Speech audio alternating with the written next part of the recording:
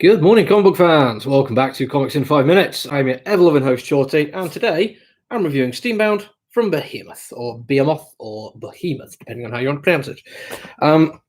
And it's a tricky one to review, is this, because it is, at the same time, an absolutely wonderful idea of a comic book with excellent ideas for world building, excellent way of telling the story in a non-linear fashion, rather wonderful characters, and one of the best looking comic books I've read for a while.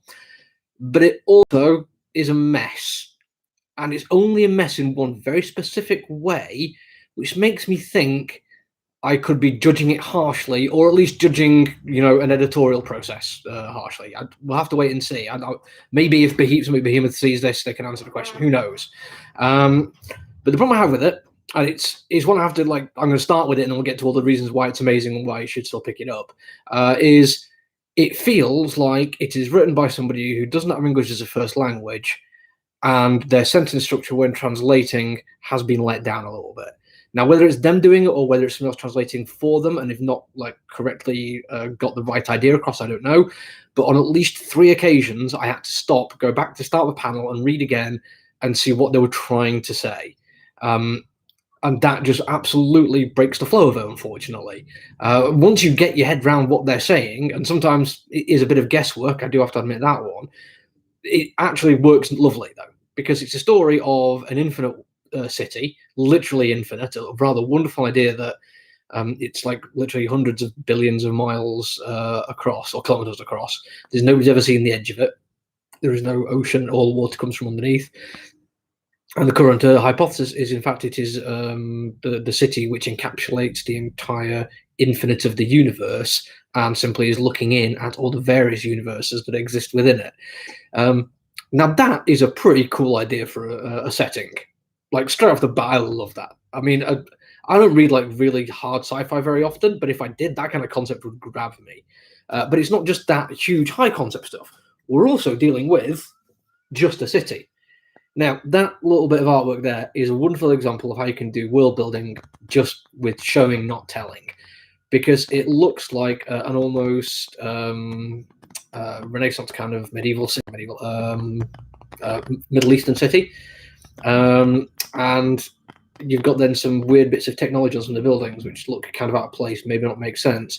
Then look in the background and see actual megastructures, and all of a sudden it's like, okay, there's a lot going on there, without them really needing to do a whole bunch, just enough to grab your attention and make you go, right, okay, I've got to pay attention to this. Something's going to happen here.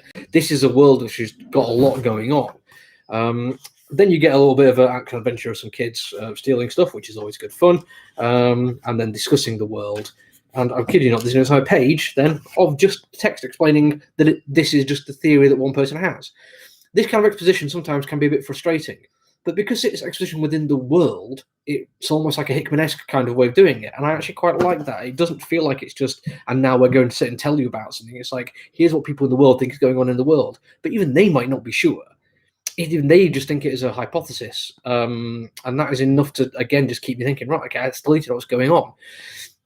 Then you jump to one of the children as a grown man, still doing nefarious illegal activities, and it takes a while for you to realize that that's who it is.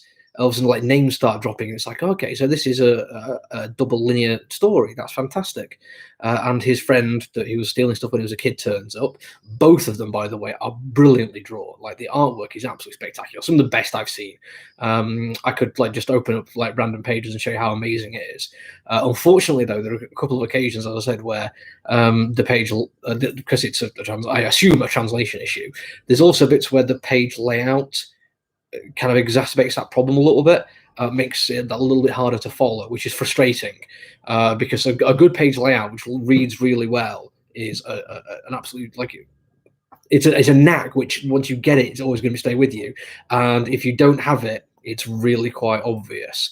Now, again, it could fall down to a translation issue. I'm kind of hoping that's what it is, because I don't want to criticize this writing, because it's just bad, 'cause it isn't. The story is excellent. It reminds me a little bit of some like dark fantasy I've read in the past, with childhood gangs going on heists and then growing up within the city and taking advantage of the people who don't realize how good they are.